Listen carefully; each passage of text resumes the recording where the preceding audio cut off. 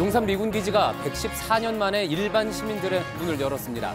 국토교통부와 서울시는 오늘부터 용산 미군 기지 내 주요 장소를 시민들이 둘러볼 수 있는 버스 투어를 시작했습니다. 1904년 러일 전쟁 이후 일본군과 미군이 차례로 주둔해온 용산 기지는 2021년까지 이전 절차가 마무리될 예정입니다. 도널드 트럼프 미국 대통령과 시진핑 중국 국가주석이 G20 정상회의 직후인 다음 달 1일 회담과 만찬을 가질 걸로 보입니다. 무역 전쟁 중이던 양국이 타협점을 찾을 것이라는 기대감이 커지면서 우리나라를 비롯한 아시아 증시가 크게 올랐습니다. 강제징용 피해자들의 배상 소송을 늦추는 계획이 담긴 문건을 작성한 당시 판사가 임종원 전 법원행정처 차장의 지시를 받았다고 진술한 걸로 파악됐습니다. 검찰은 이 문건이 양승태 전 대법원장에게까지 전해졌는지 수사하고 있습니다. 경찰이 양진호 한국미래기술 회장의 자택 등 10곳을 압수수색해 휴대전화와 활, 도검 등을 확보했습니다. 앞서 양 회장은 사무실에서 직원을 때리고 부당한 강요를 한 영상이 공개돼 논란이 됐는데 경찰은 내일 폭행 피해자를 불러 조사할 계획입니다. 남북의 군 당국이 오늘 서해안 NLL 일대에 중국 꽃게잡이 배 등 불법 조업 선박에 대한 정보를 교환했습니다. 2008년 중단된 이후 10년 만입니다. 국방부는 남과 북이 중국 어선을 단속하는 과정에서 우발적으로 충돌할 위험을 줄이고 불법 조업을 효과적으로 단속할 수 있게 됐다고 밝혔습니다. JTBC 뉴스룸 지금 시작합니다.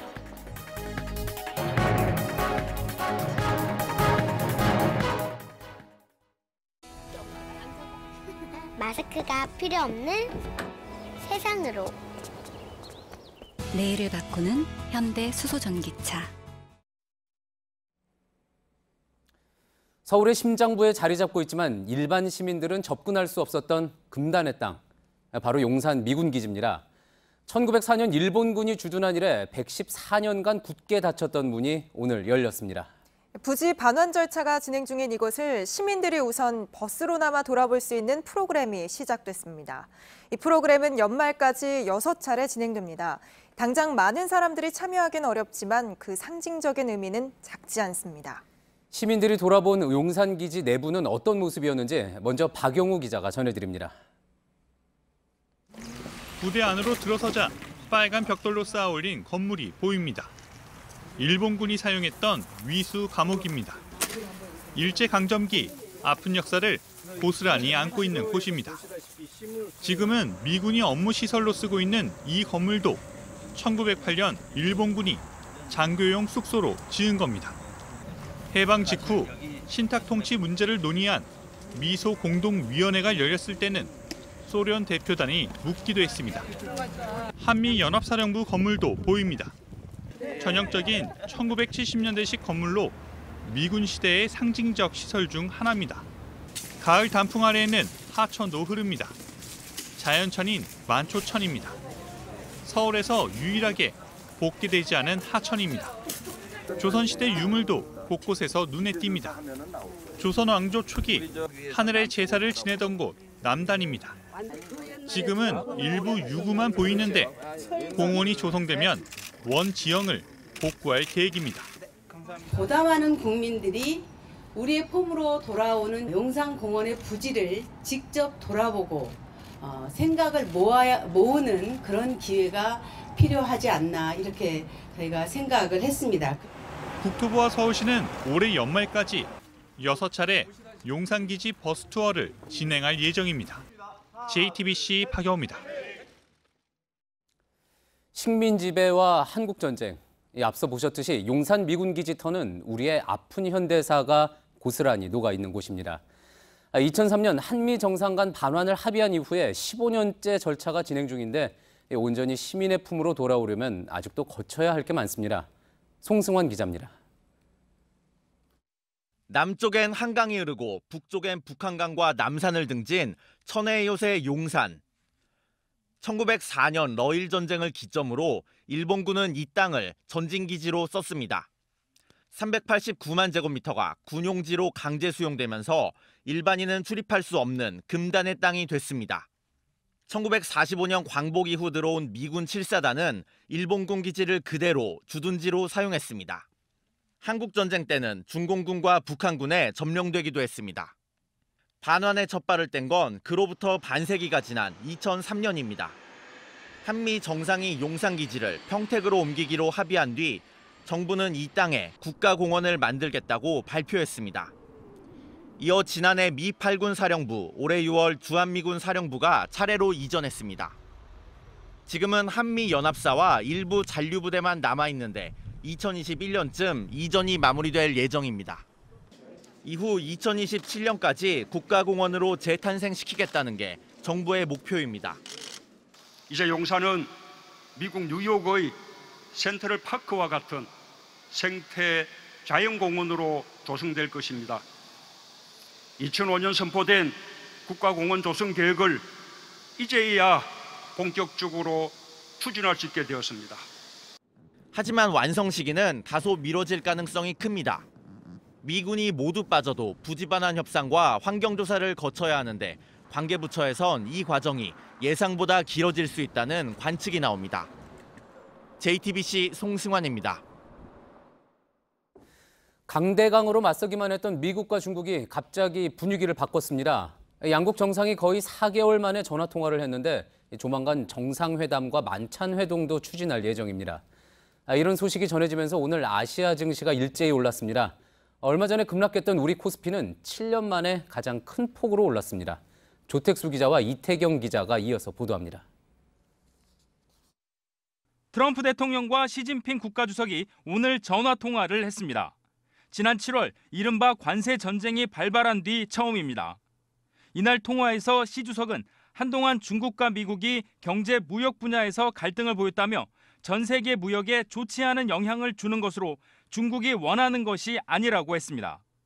트럼프 대통령도 G20 정상회의 기간에 시 주석을 만나 중대한 문제에 대해 깊이 있게 논의하길 기대한다고 했습니다.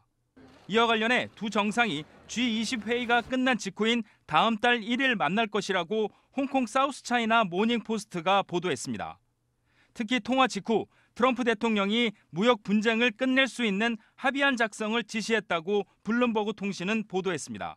President Xi will be giving a speech at a trade conference in Shanghai, so there may be a little thaw going on. 하지만 실제 합의에 이르기까지 넘어야 할 산이 많다고 블룸버그 통신은 분석했습니다. JTBC 조택수입니다.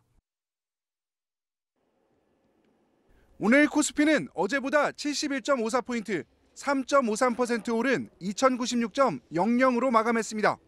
2011년 9월 이후 7년 1개월 만에 가장 큰 폭의 상승입니다.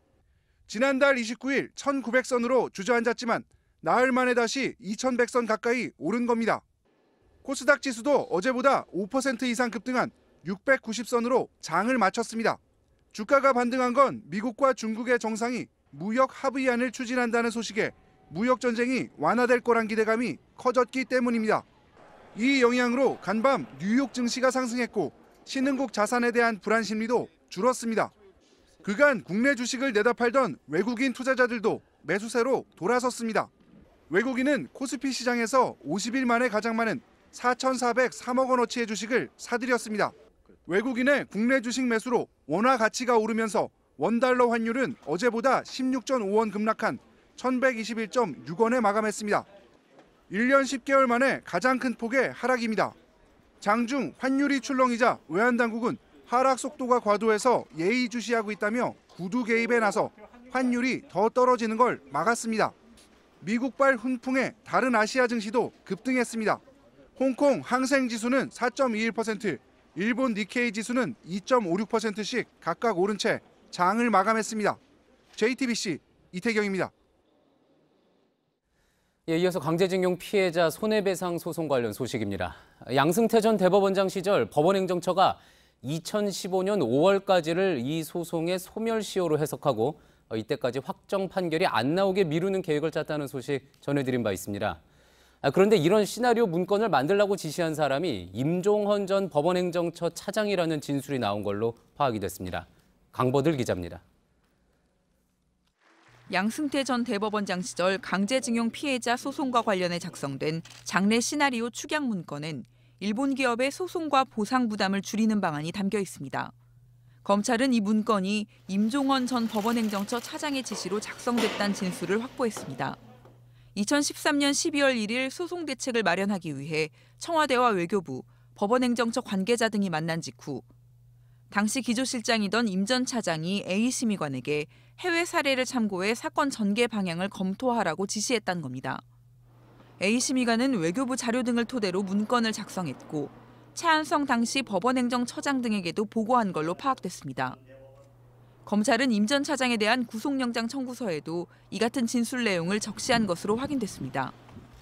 검찰은 이 문건이 양승태 전 대법원장에게까지 보고됐을 것으로 보고 수사 중입니다. 한편 구속된 임 전 차장은 줄곧 진술 거부권을 행사하는 것으로 알려졌습니다. JTBC 강버들입니다. 그런데 20만 명으로 추산되는 강제징용 피해자들이 실제 추가로 손해배상 소송을 할 수 있을지 없을지는 좀 더 따져볼 일입니다. 이 소멸시효 3년이 시작되는 기준 시점을 언제로 잡느냐가 관건인데 오늘 대법원은 소송이 제기되면 각 법원이 이 부분을 판단하게 될 거라고 밝혔습니다. 이가혁 기자입니다. 불법적인 일로 피해를 본 사실을 알게 된 사람은 그때부터 3년 안에 손해를 배상해달라고 요구해야 합니다. 그렇지 않으면 권리가 사라집니다. 양승태 대법원장 시절인 2013년 12월 법원행정처가 만든 문건에 따르면 당시 행정처는 2012년 5월 24일 대법원이 피해자에게 배상하라며 하급법원에 내려보낸 판단을 근거로 배상 청구권이 이때부터 3년간 살아있다고 봤습니다. 2015년 5월을 넘기면 권리가 사라지고 추가 소송 등을 할 수 없다고 해석한 겁니다. 특히 행정처가 이 3년 안에 대법원의 최종 확정 판결이 나오지 않도록 하기 위해 소송을 지연시키려 했다는 의혹도 불거져 수사를 받고 있습니다. 그리고 지난달 30일 대법원 전원합의체가 피해자 4명의 손을 들어준 판결을 확정했습니다. 소멸시효에 대한 판단을 명확히 하지 않았지만 법조계 일각에선 이날을 기준으로 시효를 계산해야 한다는 분석이 있습니다. 이 경우 2021년 10월 30일까지 소송을 제기할 수 있습니다. 논란이 일자 대법원은 시효에 대해 아직 판결로 판단을 내린 적은 없다며 추가 소송이 제기된다면 이를 맡은 각 법원이 판단하게 된다고 밝혔습니다. 관련 추가 소송이 잇따를지 주목됩니다. JTBC 이가혁입니다. 일본 정부 내에서는 이번 강제징용 판결과 관련해 한국 정부가 배상금을 대신 부담해야 한다는 목소리가 나오고 있습니다. 한일 청구권 협정으로 식민 통치 배상 문제가 끝났고 그러니 한국 정부가 알아서 해결해야 한다는 일방적인 주장입니다. 전문가들은 이 문제를 국제적인 중재 절차로 가져가려는 전략으로도 풀이했습니다. 백종훈 기자입니다.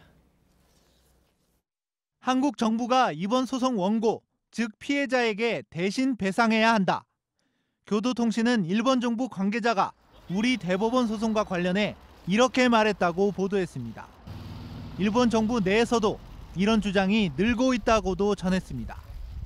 이와 관련 일본 지지통신은 신일철 죽음의 미야모토 스네오 부사장이 이번 판결이 유감이고 실적에 배상액을 반영하진 않고 있다고 말했다고 보도했습니다. 국제법 전문가들은 한일 청구권 협정과 피해자 소송은 별개이므로 무리한 주장이라고 지적했습니다. 송기호 변호사는 일본 정부가 문제를 국가 차원으로 변질시켜 청구권 협정상의 중재 절차로 가려는 전략도 숨어 있다고 주장했습니다. 한국 정부가 반발할 경우 중재위원회에서 판단해보자고 하려는 게 아니냐는 겁니다. 일본 내에서는 또 국제사법재판소에 제소하자는 주장도 계속되지만 우리 정부가 동의하지 않아 불가능합니다. 일본 기업이 중국의 강제징용 피해자들에게는 사죄를 하고 배상도 한 사례가 있어 모순이라는 지적도 나옵니다. 니시마츠 건설은 중국의 징용 피해자들과 일본에서 소송을 벌여 일본 최고재판소에서 2007년 최종 승소했습니다. 하지만 니시마츠 건설은 2009년과 2010년 기자회견을 통해 피해자들에게 사죄하고 배상금도 줬습니다. JTBC 백종훈입니다. 김동연 경제부총리와 함께 교체가 검토되는 걸로 알려진 장하성 청와대 정책실장의 입장을 저희 취재진이 들어봤습니다. 비서는 인사에 대해 말할 수 없다고 이야기를 했는데 교체의 흐름을 부인하진 않은 걸로 보입니다. 이서준 기자입니다.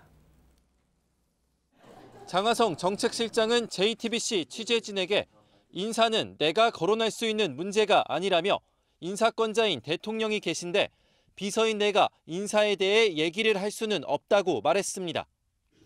사실상 문 대통령의 결정만 기다리고 있다는 뜻으로 해석됩니다.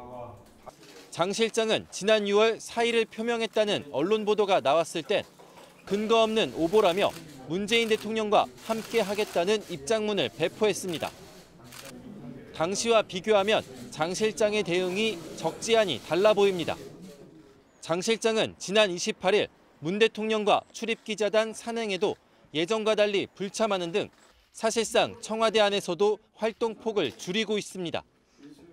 다만 장 실장 본인은 인사권자인 대통령의 결정에 앞서 먼저 사의를 표시하진 않을 것으로 전해졌습니다. JTBC 이서준입니다. 직원을 폭행하고 닭에게 활을 쏘거나 도검을 휘두르라고 강요하는 이 엽기적인 행각이 담긴 영상이 폭로된 양진호 한국미래기술회장에 대해 경찰이 압수수색에 나섰습니다. 자택 등 10곳을 압수수색해서 양 회장의 휴대전화는 물론이고 영상에 나온 활과 도검도 확보했습니다. 내일은 양 회장에게 맞은 피해자가 경찰에 나와 조사를 받습니다. 공다솜 기자입니다. 경찰은 오늘 7시간에 걸쳐 양진호 한국미래기술회장의 자택과 위디스크 사무실, 직원들이 수련회를 갔던 연수원 등을 압수수색했습니다. 양 회장이 직원들에게 닭을 향해 쏘거나 휘두르라고 강요했던 활과 도검을 포함해 USB와 휴대전화 등을 확보한 것으로 확인됐습니다. 경찰은 오늘 압수한 물품을 분석해 폭행이나 가혹행위 등과 관련한 추가 범행이 있는지도 조사할 예정입니다. 또 분석 결과를 토대로 위디스크 등 회사 임직원들도 참고인으로 부를 방침입니다. 어제 양 회장이 올린 사과문에 대해 동영상 속 피해자 A씨는 JTBC와의 통화에서 자기 상황만 모면하려는 형식적인 사과문이라고 말했습니다. 그리고 제가 조금 원했던 거는 저에 대한 직접적인 사과도 좀 있어야 된다고 봤거든요. 자기 회사를 위하는 것이냐 이렇게 사과문을 올렸더라고요. A씨는 내일 오후 경찰에 출석해 폭행 당시 상황을 진술할 예정입니다. JTBC 공다솜입니다. 양진호 회장을 둘러싼 논란은 계속 나오고 있습니다. 불법 영상물 유통과 관련한 의혹부터 다른 남성을 폭행한 혐의까지 추가로 어떤 부분에 대해서 수사가 이어질지 신아람 기자가 정리했습니다. 경찰이 양진호 회장에게 적용하려고 검토하는 혐의는 직원 폭행뿐만이 아닙니다. 그중엔 웹하드 운영과 관련해 직원 폭행 논란이 불거지기 전부터 수사를 해온 불법 카르텔 의혹이 있습니다. 웹하드 업체와 불법 영상물을 걸러내는 필터링 업체, 그리고 이를 삭제하는 디지털 장의사 등이 서로 연결돼 불법 동영상을 유통한 뒤 이익을 나눠 챙기는 형태입니다. 양 회장은 본인이 실질적으로 소유한 위디스크와 파일 놀이를 통해 지난 3년간 400억 원 가까운 순이익을 올렸는데 경찰은 회사의 영업 구조 등을 자세히 조사할 방침입니다. 이와 별도로 검찰은 양 회장의 다른 폭행 의혹도 수사하고 있습니다. 5년 전 양 씨가 자신의 부인과 외도를 벌인 것으로 의심되는 남성을 집단으로 때린 혐의입니다. 당시 가담자로 지목된 양 회장의 동생만 유죄 판결을 받고 양 회장은 증거 불충분 등으로 무혐의 처분을 받아 논란이 일고 있습니다. 검찰이 다시 수사에 나선 상태입니다. JTBC 신아람입니다. 경찰이 오늘 이재명 경기지사 사건을 검찰로 보냈습니다. 친형 강제 입원과 검사 사칭 등 3가지 혐의는 인정된다고 판단해 재판에 넘겨야 한다는 의견을 냈고 이른바 여배우 스캔들 의혹 등 나머지 혐의에 대해선 불기소 의견을 냈습니다. 백수신 기자입니다. 이재명 경기지사를 둘러싼 의혹을 수사해온 경찰은 7개 혐의 가운데 3가지 혐의에 대해 기소 의견으로 검찰에 보냈습니다. 먼저 성남시장 시절 친형을 정신병원에 강제로 입원시킨 혐의는 직권남용이라고 봤습니다. 입원을 위해선 의사의 상담을 받아야 하는데 이 지사가 이런 절차 없이 담당 공무원에게 강제 입원을 지시했다고 판단한 겁니다. 검사를 사칭했다가 벌금형을 받았지만 지난 지방선거에서 누명이라고 주장한 것과 성남시 대장동 개발 사업의 수익금을 확정된 것처럼 발표한 일은 허위사실 공표 혐의를 적용했습니다.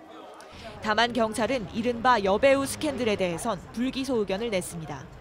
배우 김부선 씨가 진술을 거부하고 있어 수사에 한계가 있었다는 겁니다. 이에 대해 이 지사는 소셜미디어에 글을 올려 무리한 짜맞추기 수사라고 주장하면서 검찰에서 진실이 밝혀질 것이라고 했습니다.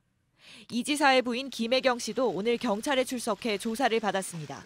김 씨는 지난 대선 과정에서 문재인 당시 후보를 비난하는 글을 올려 논란이 됐던 트위터 계정 해경군 김 씨의 주인이라는 의혹을 받은 바 있습니다. 김 씨는 기자들의 질문에 별다른 답을 하지 않았습니다. JTBC 백수진입니다. 이번에 음주운전으로 적발된 이용주 의원은 음주운전 처벌을 강화하자는 윤창호법의 공동 발의자이기도 해서 더 공분을 사고 있습니다. 윤창호 씨 가족이 저희 취재진에게 허탈하고 참담한 마음이 담긴 긴 편지를 보내왔습니다. 어떤 내용인지 구석찬 기자가 전해드립니다. 음주 차량에 치여 사경을 헤맨 지 39일째. 창호 씨의 몸도 서서히 말라갑니다. 네 아픈 거 할머니한테 줘. 그러고 일어나. 그런데 이 와중에 윤창호 법을 공동 발의한 이용주 의원이 음주운전으로 가족들의 마음에 비수를 꽂았습니다. 창호 씨의 큰아버지는 문자 메시지로 취재진에게 장문의 편지를 보내왔습니다. 휴학을 하고 윤창호법 제정에 힘쓰는 창호 친구들이 가련하다. 국회와 대한민국은 답이 없어서 속세를 떠나겠다는 내용입니다. 허탈하고 참담한 심정이었습니다. 창호 역시 참 많이 힘들어할 것 같아요. 음주운전 처벌을 강화하자는 윤창호법에 대해 이미 40만 명 이상이 청와대 청원에 동의했고 대통령도 응답했습니다. 하지만 국회를 통과하기가 쉽지 않은 게 현실입니다. 다른 현행법과 형평성 문제로 이 법만 형량을 높이기가 어려운 겁니다. 우리나라 법은 형량이 모두 다 낮아. 그래서 윤창호법은 살인죄를 준하게 높여줄 수가 없어. 이런 가운데 이 의원은 오늘 음주운전을 사과하며 당직에서 물러났습니다. JTBC 구석찬입니다. 오전에 한 공기업 채용 시험에 나온 문제들이 같은 날 오후에 치러진 다른 공기업 시험에 그대로 나오는 이 황당한 일이 벌어진 것으로 저희 취재 결과 확인됐습니다. 한두 문제가 겹쳐도 문제가 될 텐데 절반 넘는 문제가 같았습니다. 두 건 모두 응시한 수험생이 적지 않아서 공정성 문제가 불거지자 결국 다시 시험을 치르기로 했지만 논란은 잦아들지 않고 있습니다. 전다빈 기자가 취재했습니다. 지난주 토요일 오후 한국서부발전 기계직 채용시험에 응시한 한 수험생은 배포된 시험지를 보고 깜짝 놀랐습니다. 70개 문항 중 절반 이상인 40개가량이 같은 날 오전에 봤던 한국남동발전의 시험 문제와 똑같았기 때문입니다. 그러니까 절반 이상은 같게 나온 거 자체가 좀 오늘의 시험 보고 그래서 약간 헷갈리거나 몰랐던 부분을 가려서 이렇게 찾아보고 했는데 그런 부분이 그대로 나오니까 풀면서도 약간 시간도 남고. 시험이 끝난 뒤 서부발전 시험만 본 수험생들 사이에서 공정성에 문제가 있다는 지적이 쏟아졌습니다. 한국서부발전 측은 채용 과정을 대행업체가 담당하고 있는데 남동발전과 출제자가 같아 문제가 중복됐다고 말했습니다. 논란이 커지자 서부발전은 이달 10일 시험을 다시 치르겠다고 공지했습니다. 지난주 시험 성적과 다음 주 시험 성적으로 각각 5배수씩 최대 10배수를 뽑아 합격자를 결정하겠다는 겁니다. 하지만 수험생들 사이에선 임시방편식 대응이란 불만이 터져나오고 있어 공정성 논란은 이어질 것으로 보입니다. JTBC 전다빈입니다. 숙명여고 시험 문제 유출 의혹을 수사하고 있는 경찰이 쌍둥이 자매의 아버지인 전 교무부장 A씨에 대해서 구속영장을 신청했습니다. 경찰은 문제의 정답이 적힌 메모장과 휴대전화 등을 확보해서 수사를 벌여왔습니다. 경찰은 또 입시와 관련해 국민적 관심이 몰리는 등 사안이 중대하고 A씨가 혐의를 계속 부인하고 있어서 증거인멸 우려 등이 있다며 영장을 신청한 이유를 밝혔습니다. 연말이면 인기 가수들이 총집합하는 각종 시상식들이 열리곤 하죠. 그런데 초대권들의 원래 티켓값의 100배가 넘는 가격에 공공현이 팔리고 있습니다. 예약까지 받을 정도로 거래 규모가 큰데요. 안표 수준을 넘어 기업형 브로커들이 개입하고 있단 말도 나옵니다. 정재우 기자입니다. 한 아이돌 가수의 팬인 최모 씨가 구입한 가요 시상식 티켓입니다. 비매품이란 의미의 초대권이라는 글자가 선명합니다. 하지만 최 씨는 이 티켓을 트위터의 판매상을 통해 30만 원에 구입했습니다. 이런 초대권 중에는 정식 티켓값 5,500원에 100배가 넘는 가격에 팔린 것도 있습니다. 제가 지금 바구역을 샀는데 여기도 뭐 100번대 이내면은 뭐 60만 원, 뭐 50번대 이내면 뭐 70만 원. 시상식 좌석 티켓들은 판매용보다는 초대권 형태가 많습니다. 보통 협찬사의 고객 이벤트용 등으로 제공되는데 상당수가 전문 판매상에 넘어가 고가에 팔리고 있는 겁니다. 판매상들은 안표를 파는 수준을 넘어 아예 예약을 받기도 합니다. 먼저 예약을 해야 더 앞자리를 준다라고 말을 하니까 이미 그 대행표를 파는 사람들에게는 그 번호를 우위를 줄 만큼 많은 수를 가지고 있다는 거니까. 업계에서는 기업형 브로커가 협찬사 관계자와 결탁해 티켓을 대량으로 빼돌리는 정황도 있다고 말합니다. 뒤로 빼돌렸거나 그럴 경우에는 브로커들한테 비싸게 중국 쪽 가면 안표로 훨씬 더 비싸게 많이 나가는 경우들이 있으니까요. JTBC 정재우입니다. 트럼프 대통령이 장차 대북 제재를 해제하길 바란다고 공개적으로 밝혔습니다. 북미 고위급 회담을 앞두고 비핵화 조치를 적극적으로 이끌어내려는 발언으로 보입니다. 폼페이오 장관은 핵 감축에 대해서 처음으로 언급을 했습니다. 워싱턴에서 정효식 특파원입니다. We haven't taken sanctions off, and hopefully we'll be able to when we're down the road. We want to take the sanctions off. We want North Korea to be very successful. 트럼프 대통령이 1일 미주리주 유세에서 북한은 전문가들이 방문해 시험장을 점검하는 걸 신경 쓰지 않는다면서 한 말입니다. 다음 주 북미 고위급 회담에서 풍계리와 동창리 시험장 사찰을 논의하는 상황에서 제재 해제를 언급한 건 비핵화의 진전을 유인하는 뜻으로 해석됩니다. 폼페이오 장관은 이날 라디오 매체와 인터뷰에서 머지않아 북한이 해체한 2여 개 시설을 실제 검증할 수 있기를 바란다고 했습니다. 그러면서 완전하고 검증 가능한 비핵화가 쉽고 간단하며 빠를 것이라고 생각하지 않는다며 북핵 위협을 감축하는 실질적이며 가시적인 강력한 조치를 시작하는 다음 단계를 위해 노력 중이라고 밝혔습니다. 완전한 비핵화 전 단계로 핵 위협 일부를 감축하는 중간 단계를 목표로 제시한 겁니다.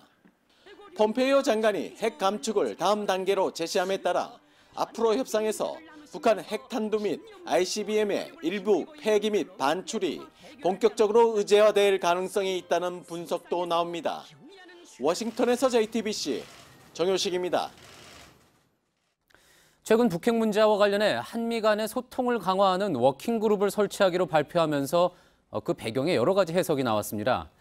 JTBC 취재 결과 우리 정부가 워킹그룹을 제안하게 된 직접적인 배경은 남북 군사 합의를 둘러싸고 강경화 외교부 장관과 폼페이오 국무장관 사이에 빚어진 해프닝 때문인 걸로 확인됐습니다.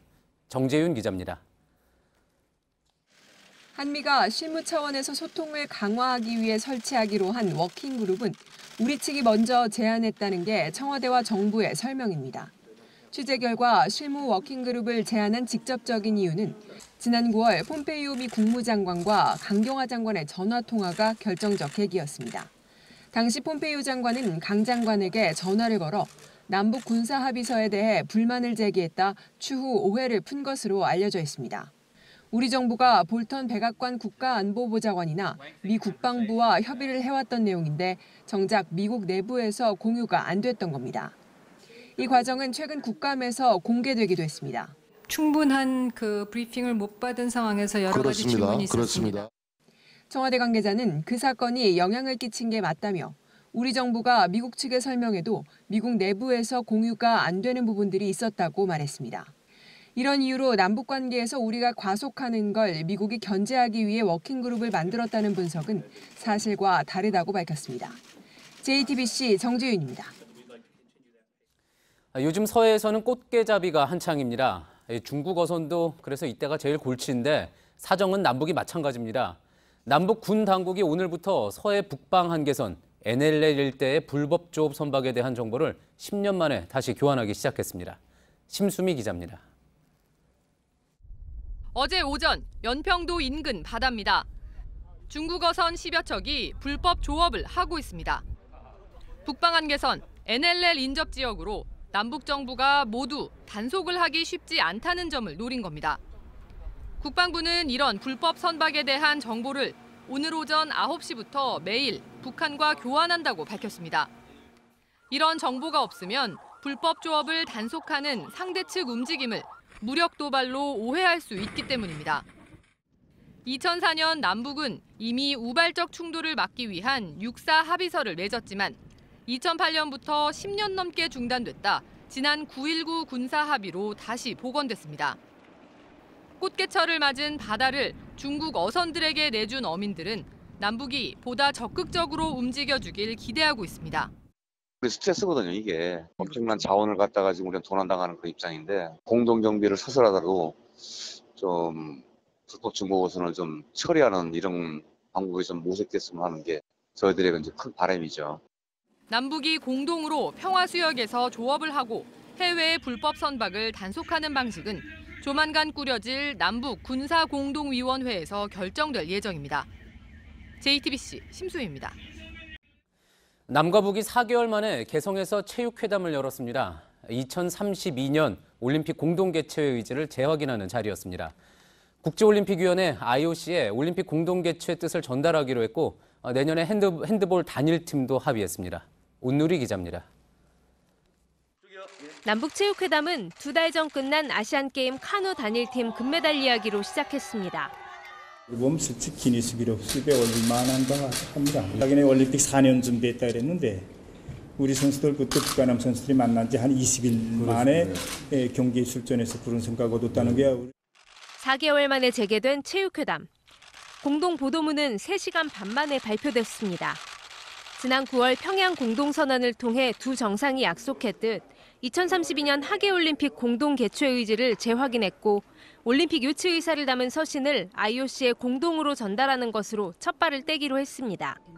2032년 올림픽은 8년 후에나 IOC 총회에서 결정되는데 이미 인도네시아 자카르타와 인도 뉴델리, 호주 브리즈번과 독일 쾰른 뒤셀도르프가 유치에 뛰어들었습니다. 남북은 역대 8번째 단일팀 구성도 합의했습니다. 이번엔 남자 핸드볼입니다. 내년 1월 세계선수권대회에 한 팀으로 출전하기로 하고 다음 달 공동 훈련도 할 계획입니다. 2020년 도쿄올림픽에선 더 많은 종목에서 단일팀을 만들기로 약속했고 종목별로 남북 간 친선 경기도 추진하기로 했습니다. JTBC 온누리입니다. 국회에서 연말인 이맘때 가장 큰 관심사는 예산입니다. 서로 자기 지역의 새해 예산을 더 끌어가기 위해 안간힘을 쓰는데 특히 우리 지역이 소외돼 왔다. 이른바 지역 홀대론이 자주 등장합니다. 올해도 다르지 않았습니다. 이윤석 기자입니다. 더불어민주당 지도부가 전북을 찾아 이른바 호남 홀대론을 적극 반박했습니다. 특히 새만금 태양광 풍력 발전단지의 중요성을 강조했습니다. 전체 새만금의 한 9.5% 정도 태양광 발전하고 풍력 발전 이런 것들을 만들어서 그 수익으로 새만금에 다시 재투자하는. 호남 홀대론을 꺼내든 민주평화당은 오늘도 지역 경제에 아무런 도움이 안 된다며 비판을 쏟아냈습니다. 전북도민에게 돌아오는 혜택은 아무것도 없습니다. 30년 기다린 새만금 고작 태양광이냐 하는 것이 전북도민의 정서입니다. 세종역을 만들어 KTX 호남선을 직선화해야 한다는 요구는 지역 간 갈등으로 불거진 상황입니다. 자유한국당 역시 지역 홀대론을 내세웠습니다. 특히 대구, 경북을 비롯한 영남권에 공항, 철도, 항만 같은 대규모 SOC 예산 투입이 필요하다고 강조했습니다. 빠르게 노후화되고 있는 항만, 공항, 철도, 도로를 보강하는 일은 우리나라의 중장기 성장을 도모하고 국민의 안전을 지키는.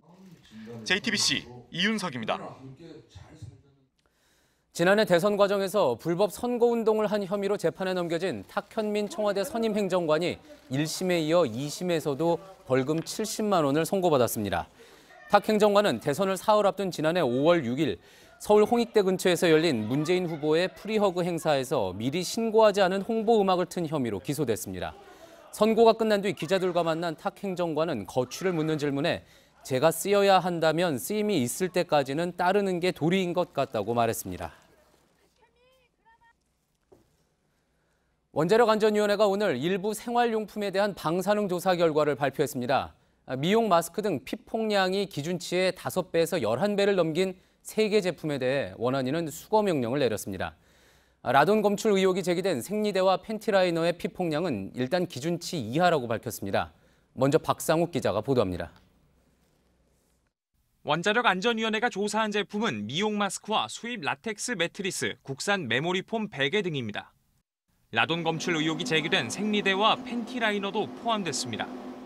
이날 공개된 제품 모두에서 우라늄계와 토륨계 방사능 액종이 검출됐습니다.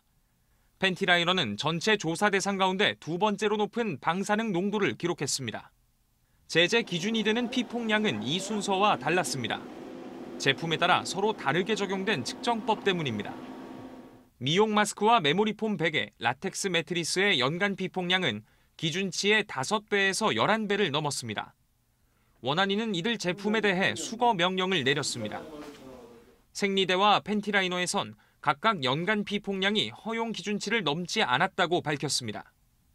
원안위는 라돈이 호흡기를 통해 흡입되는 경우를 상정해 제품에서 50cm의 거리를 두고 라돈 농도를 측정했고 그 결과 라돈은 검출되지 않았다는 겁니다. 한편 원안위는 앞으로 생활방사선 안전센터를 구축해 24시간 온라인 신고를 접수하고 조사 결과와 각종 조치를 투명하게 공개하겠다고 밝혔습니다. JTBC 박상욱입니다. 보신 것처럼 원안위 검사 결과 JTBC가 보도한 생리대와 기능성 팬티라이너에선 라돈과 토륨이 나오지 않았다고 합니다.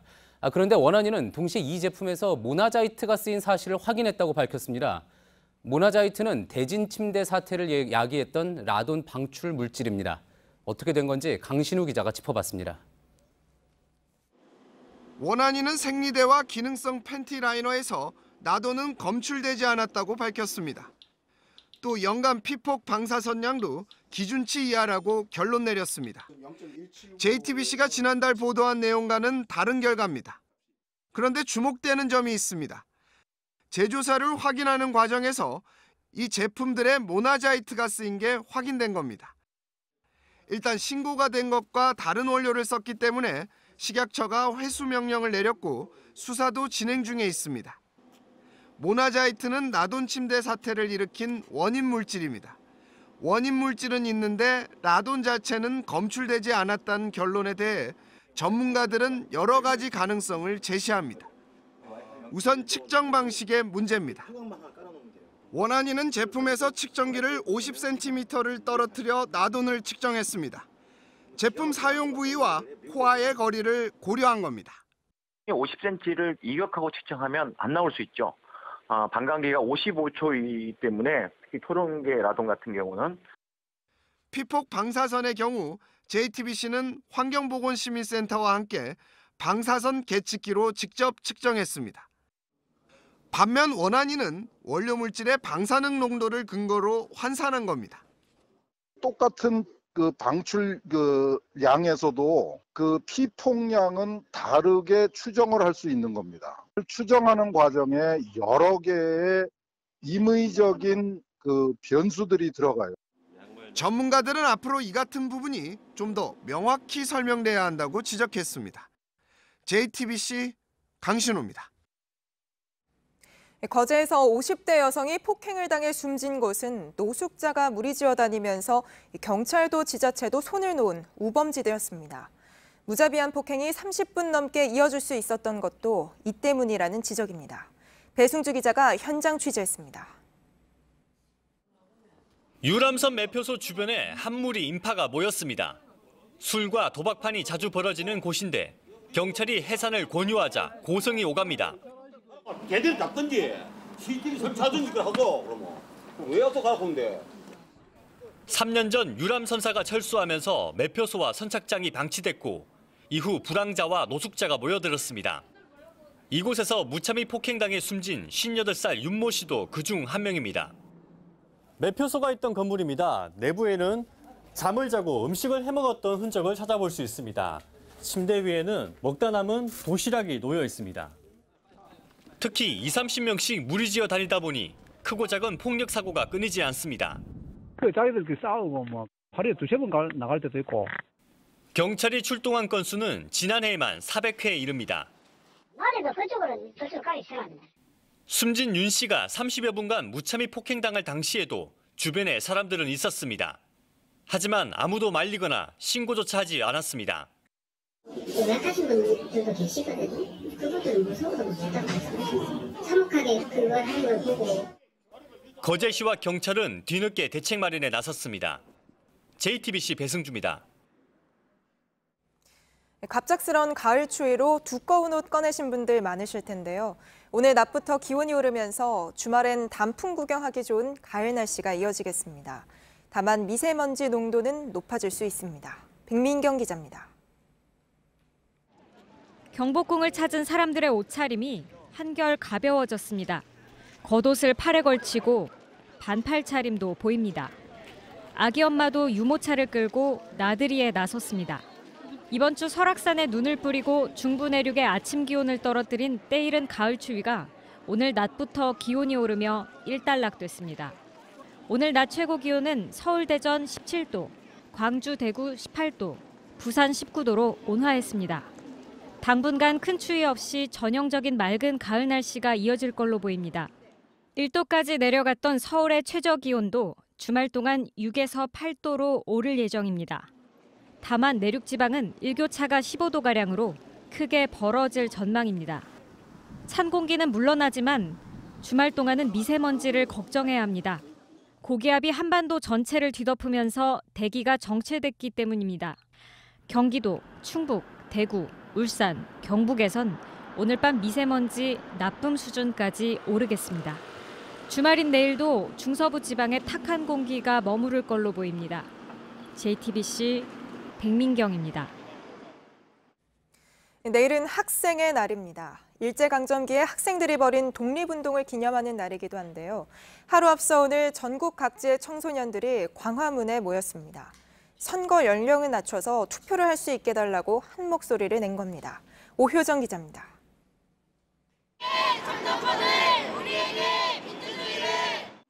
학생들이 쇠창살 뒤에 서 있습니다. 상자에는 투표용지 대신 이름표가 담겼습니다. 지난 3월부터 투표권을 달라며 삭발 농성까지 벌였던 학생들입니다. 현재는 만 19세가 넘어야 투표가 가능한데 이를 한 살 낮춰달란 겁니다. 만으로 18살만 되면 결혼은 물론 공무원 시험도 칠 수 있지만 투표는 할 수 없습니다. 선거 연령 19살은 OECD 국가 중 우리나라가 유일합니다. 하지만 선거 연령을 낮추는 법안은 아직 국회 문턱을 넘지 못했습니다. 청소년을 같은 인간으로 봐달라는 동등한 시민이자 사회 구성원으로서 인정해달라는 호소이기도 했습니다. 오늘 이 자리에선 청소년 인권법을 제정해달란 요구도 나왔습니다. 학교는 항상 타인의 사회의 나를 맞추라고 말하며 반인권적인 규칙을 강요하고 학생들을 한 가지 길로만 내몰고 있습니다.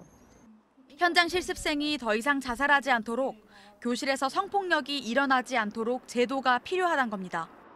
시도교육청별로 학생 인권 조례가 만들어졌지만 아직 서울과 경기, 광주와 전북 4곳뿐입니다. JTBC 오효정입니다. 강원도 홍천에서 45인승 관광버스가 작업 중이던 굴착기를 들이받는 사고가 있었습니다. 버스 앞 유리창이 산산조각 났고 운전석은 잔뜩 뒤틀려 부서질 정도였는데요. 이 사고로 버스에 타고 있던 70대 1명이 크게 다쳤고 나머지 승객과 버스 운전자 등 37명은 가벼운 상처를 입었습니다. 이 버스는 서울의 한 아파트 입주민들을 태우고 홍천의 수타사로 가던 중이었는데 버스 운전자가 수타사 진입로를 넓히는 작업을 하던 굴착기를 미처 보지 못했던 것으로 보입니다. 경찰은 운전자가 음주운전을 하진 않았다며 정확한 사고 원인을 조사 중이라고 밝혔습니다. 구글 직원 수천 명이 세계 곳곳에서 동맹 파업을 벌였습니다. 직원들 손엔 성폭행 문화를 끝내자고 적힌 피켓까지 들렸는데요. 구글이 임원 성추행을 숨기고 우리 돈으로 1천억 원에 달하는 보상금까지 줬다는 사실이 폭로되자 직원들이 분노한 겁니다. 부소연 특파원입니다. 캘리포니아 마운틴 뷰에 있는 구글 본사 앞입니다. 구글 기업 모토인 아끼지지 말라, 성폭행 문화를 끝내자 등의 피켓이 등장했습니다. 이날 직원들의 파업은 미국, 영국, 독일, 일본 등 전 세계 40여 개 지사에서 함께 진행됐습니다. There is one time at Google where I felt that I could not take action or speak my voice because HR was not there to protect me, but to sweep problems under the rug. 파업은 구글이 앤디 루빈 전 부사장의 성추행 사실을 숨기고 9천만 달러, 우리 돈 1,000억 원의 퇴직금까지 챙겨줬다는 뉴욕타임스 폭로가 발단이 됐습니다. 루빈은 안드로이드 창시자로 안드로이드의 아버지로 불리는 인물입니다.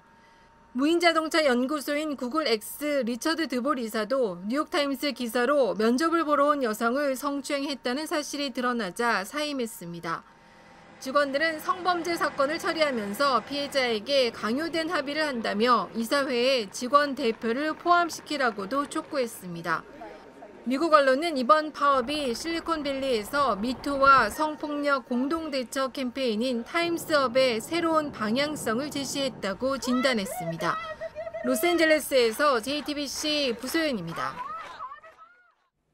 트럼프 대통령이 중간 선거를 앞두고 미국 정착을 희망하는 중미 출신 이민자 행렬 캐러번에 대한 대응 수위를 한 건 높였습니다. 미군을 향해서 돌을 던지면 총격으로 간주해 사격으로 대응하라고 주문한 겁니다. 이한주 기자입니다. 캐러밴 행렬을 저지하기 위한 미군 병력이 텍사스 주 등에서 멕시코 국경으로 속속 결집하고 있습니다. 트럼프 대통령은 군 병력에 고강도 대응을 주문했습니다. 캐러밴이 미군의 돌팔매질을 하면 총격으로 간주해 사격으로 맞대응하라고 지시했습니다. 캐러밴 행렬은 미국 이민 제도에 대한 조롱이라며 무료 입장권을 얻지 못할 것이라고도 말했습니다. 행정명령으로 다음 주부터 불법 입국자에 대한 망명 신청을 받지 않겠다는 겁니다. 트럼프 대통령은 앞서 멕시코 이민자가 법정에서 더 많은 경찰을 죽이겠다고 한 발언이 담긴 중간선거 광고를 공개했습니다. CNN은 정치 역사상 가장 인종차별적 광고라며 대선 때처럼 이민자 혐오 전략에 초점을 맞추고 있다고 비판했습니다. 반이민 정서를 자극하는 트럼프 대통령의 발언이 도리어 민주당 지지자의 결집으로 이어진다는 분석도 나옵니다. 워싱턴 포스트가 지난달 말 하원 선거 격전지 69곳을 조사한 결과 민주당 지지자 50%, 공화당 지지자는 46%가 반드시 투표하겠다고 답했습니다. 이들 지역은 2016년 선거 땐 공화당이 평균적으로 15%포인트 차이로 앞섰던 곳들로 민주당 성향 유권자의 결집 가능성이 높은 것으로 분석되고 있습니다. JTBC 이한주입니다. 요즘 여자 체조는 미국 바이스의 시대입니다. 체조에선 여전히 낯선 흑인으로 또 성폭력 피해자로 늘 한계와 맞서 싸워왔는데 오늘은 세계선수권대회에서 4번째 개인 종합 우승을 차지했습니다. 강나현 기자입니다. 힘차게 발을 내디디며 매트 위에 선 바일스. 통통 튀어오르더니 공중에서 2바퀴를 돌고 몸의 반을 살짝 비틀어 가볍게 착지합니다. 하루 전까지 신장결석으로 응급실에 누워있던 아픔은 잊었습니다. 도마 2단 평행봉 평균대 마루까지 4개 종목 점수를 모두 합쳐 최고의 체조 선수를 가리는 개인 종합. 바일스는 또 시상대 맨 위에 섰습니다. 세계선수권 개인 종합 우승이 벌써 4번째. 여자 체조 역사상 최초입니다. 2년 전 리우올림픽에서 금메달 4개를 따낸 뒤 쉬고 싶다며 매트 위를 잠시 떠났지만 실력은 여전했습니다. 145cm의 키에 까만 피부를 가진 21살 바일스는 일찌감치 체조의 고정관념을 흔들었습니다. 유연하고 우아한 연기로 수놓던 여자 체조에 힘과 속도가 묻어나는 기술을 풀어냈습니다. 미국 체조계를 뒤흔든 대표팀 주치의의 성폭력 스캔들 속에서 운동선수 이전에 여성 피해자로서 고통도 겪어야 했습니다. 바일스는 금메달을 목에 건 뒤 앞으로도 포기하지 않겠다며 내 자신이 자랑스럽다고 말했습니다. JTBC 강나현입니다. 영화는 보는 것이라고 생각하시겠지만 요즘은 듣는 영화가 스크린에 걸리고 있습니다. 그래서인지 극장 안에서 노래를 다 같이 따라 부르는 떼창이 펼쳐지기도 했는데요. 그야말로 요즘 극장가는 음악 영화 붐입니다. 권근영 기자입니다.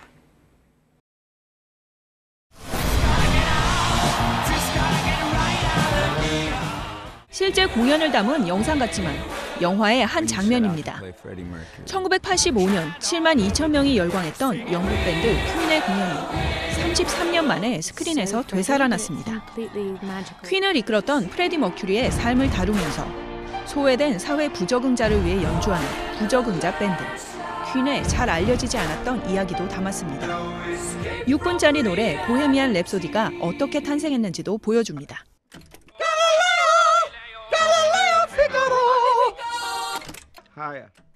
퀸을 추억하는 관객들은 공연장에 온 것처럼 같이 노래를 부르고 또 함께 발도 구릅니다. 공연장 앞에 가장 앞자리에서 프레드 머큐리랑 퀸의 공연을 보는 듯한 1937년 영화 스타 탄생은 이번에 3번째로 다시 만들어져 보는 영화를 넘어 듣는 영화로 반향을 이끌었습니다.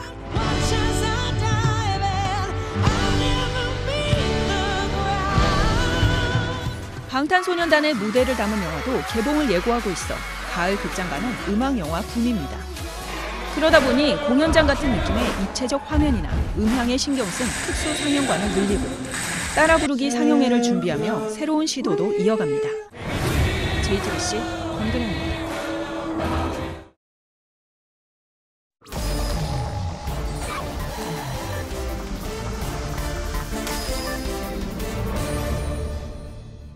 예, 비하인드 뉴스 시간입니다. 안지연 기자가 나와 있습니다. 안 기자, 첫 번째 키워드 뭔가요? 네, 첫 키워드는 말투와 표정까지입니다. 말투와 표정까지 음주 단속 관련된 이야기인 것 같군요. 네, 맞습니다. 현재 음주운전으로 곤혹스러운 상황에 놓인 민주평화당 이용주 의원의 얘기입니다. 예. 이 의원은 무리를 빚은 만큼 원내 수석 부대표 자리에서도 물러났고 당의 징계 절차도 앞두고 있지만 여론은 더욱 좋지 않은 상황입니다. 그런데 어제 이 의원이 한 이 해명 때문에 파장은 더욱 악화되고 여론은 더욱 악화되는 분위기인데요. 이 의원의 발언부터 한번 들어보시죠. 예. 저뿐만 아니라 모든 국민들께서도 이런 일이 재발하지 않도록 음주운전에 대한 경각심을 갖는 계기가 되었으면 합니다. 죄송합니다. 예. 윤창호법 서명하셨다는 지적 많이 나옵니다. 그러니까 음주운전은 이 의원 자신이 했는데 국민들께서도 경각심을 갖는 계기가 됐으면 좋겠다. 이 표현을 쓴 게 부적절했다는 지적이 나온 겁니다. 예. 그래서 온라인상에서는 유체이탈 화법 아니냐, 또 말투가 더 기분이 나쁘다. 이런 반응들이 나왔습니다. 그랬겠군요. 사과를 하는 것도 중요하지만 잘하는 게 원래 중요한데요. 사과는 했지만 이제 표현이 부적절했다 이런 지적들이 나오는 거군요. 네, 그렇습니다. 그런데 여기서 그치지 않았고요. 인터뷰 당시 이 의원의 표정도 논란의 대상이 됐습니다. 예. 이 사과를 하면서도 죄송한 표정이 아니라 여유롭고 당당한 표정이다. 이런 반응이 온라인상에서 이어진 건데요. 이 여론이 악화되면서 소속 정당에까지 부담을 주는 상황이 되자 당대표가 오늘 아침에는 직접 나서서 사과를 하기도 했습니다. 들어보시죠. 예. 먼저 안타까운 일입니다만 우리 이용주 의원의 음주운전 문제와 관련해서 국민들께 심려를 끼쳐드린 데 대해서 죄송하게 생각합니다. 예, 그렇군요. 이 개인적인 처벌은 뭐 물론이지만 당대표가 사과하고 또 그리고 본인이 이제 뭐 당직을 사퇴하고 어찌 보면 뭐 당연한 변화겠지만 이 음주운전에 대해서 확실히 엄격해진 분위기 같습니다. 네, 맞습니다. 그 어느 때보다도 사회적 공분이 높은 시기이기도 한데요. 윤창호 씨 사건을 계기로 이 국민청원을 비롯해서 또 관련 법안도 발의되고 있는 상황이기 때문입니다. 예. 그런데 현직 국회의원의 음주운전 단속 적발된 거는 이번이 처음은 아니었는데요. 아, 그렇습니까? 네, 지난 2004년 기사를 찾아보니까 당시 열린우리당 이상민 의원이 음주운전으로 적발된 바 있었습니다. 하지만 당시 이 의원은 현재 이용주 의원처럼 이로 인해서 당으로부터 징계를 받았다 이런 기사는 찾을 수 없었고요. 예. 이 의원은 3년 뒤에 음주운전 단속 기준을 강화하는 법안을 대표 발의하기도 했습니다. 그렇군요. 2004년만 해도 14년 전 이야기니까요. 음주운 처벌 강화하는 법안 발의하고 음주운전을 한 이용주 의원과 또 정반대로 음주운전을 한 뒤에 관련 법안을 발의한 이상민 의원, 케이스는 반대 케이스인 것 같지만 어쨌든 이제 내년부터는 더 한 잔만 마셔도 이제 걸리는 이렇게 법안이 강화되지 않았습니까? 음주운전은 확실히 사라져야지 될 부분인 것 같습니다. 다음 키워드 한번 볼까요? 네, 다음 키워드는 양심의 의미입니다. 예, 양심적 병역 거부자 이야기인 모양이군요. 네, 맞습니다. 오늘 정치권에서도 이 발언이 나왔는데요. 자유한국당 김진태 의원이 페이스북에 글을 올린 겁니다. 어제 대법원이 양심적 병역 거부에 대한 무죄 판결을 내린 것에 대해 자신의 의견을 단 건데요. 보시면 그럼 군대 갔다 온 사람들은 다 비양심적인가? 하면서 몇 달 뒤에 우리 아들도 군대를 간다. 이런 암울한 나라에 태어난 것을 탓해라. 이렇게 글을 썼습니다. 예, 암울한 나라에 태어난 것을 탓해라. 자, 이 양심적 병역 거부라는 표현 때문에 또 논란이 더 많이 되는 것 같습니다. 그러니까 이제 양심 대 비양심 논쟁으로 좀 이렇게 비화되는 그런 모습도 있는 것 같아요. 네, 맞습니다. 그런데 일단 김 의원의 발언에 대해서 온라인상에서는 진짜 김 의원이 맞는 말을 했다. 이렇게 긍정적인 반응도 꽤 있었습니다. 예. 여기에 더해서 같은 당의 윤상현 의원도 비슷한 내용의 페이스북 글을 올렸는데요. 보시는 것처럼 군대에 가면 양심 없는 사람인가? 군인이 되면 양심 버린 사람이 되는 건가? 이런 글을 올리기도 했습니다. 예, 제가 근데 과거에도 좀 본 것 같은데 양심적 병역 거부자라는 데서 이 양심적이라는 표현 이걸 좀 제대로 좀 따져봐야지 된다라는 그런 이야기도 있지 않습니까? 네, 맞습니다. 그러니까 일상적으로 사용하는 양심과 이 헌법에서 말하는 양심의 이 차이가 있기 때문에 이런 오해가 나오는 건데요. 사전에서 말하는 양심의 의미는 이렇습니다. 이 자기의 행동에 대해 옳고 그름과 선과 악을 판단하는 도덕적 의식. 그러니까 흔히 양심이 있다라고 하면 긍정적인 표현으로 해석이 되는데요. 예. 그런데 헌법에서 말하는 양심은 이렇습니다. 이 개인적이고 지극히 주관적인 가치관과 사고. 그러니까 헌법상에서 양심은 좋고 나쁜 것이 아니라 그냥 주관적인 가치관이나 신념을 뜻하는 겁니다. 예. 이런 일이 뭐 이번뿐만이 아닌 것 같습니다. 법적인 용어와 일상생활에서 사용하는 용어가 좀 뜻이 달라서 오해를 빚는 그런 경우인데 자, 그런데 여기서 또 궁금한 거는 김진태 의원, 앞서 이제 문제를 제기한 김진태 의원은 법조인 출신 아닙니까? 이 양심적 법적인 용어에 대해서 뜻을 몰랐을 것 같지는 않은데요. 네, 그래서 저희가 여러 헌법학자들한테 전화를 걸어봤더니 이 검찰 출신인 이 김진태 의원이 이런 표현을 한 게 의아하다 이렇게 궁금증을 표시하기도 했는데요. 예. 어찌됐건 일상적 용어와 그 의미가 다르기 때문에 이 양심적 병역 거부자를 신념에 따른 병역 거부 이렇게 용어를 바꿔야 된다 이런 주장도 있었습니다. 예, 알겠습니다. 잘 들었습니다. 비하인드 뉴스 안지연 기자였습니다. 당분간 최고 기온이 19도까지 오르면서 건조하고 맑은 가을 날씨가 이어지겠습니다. 다만 한반도 지역에 대기가 정체돼 주말 동안 미세먼지 농도가 일시적으로 나빠질 수 있습니다. 예, 오늘 뉴스룸이 끝난 뒤에는 다시 시작한 소셜 라이브 프라이데이 시즌 3를 이어서 보내드립니다.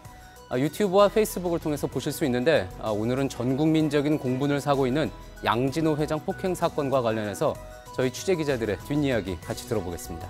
네, 저희가 준비한 소식은 여기까지입니다. 시청해주신 여러분 고맙습니다.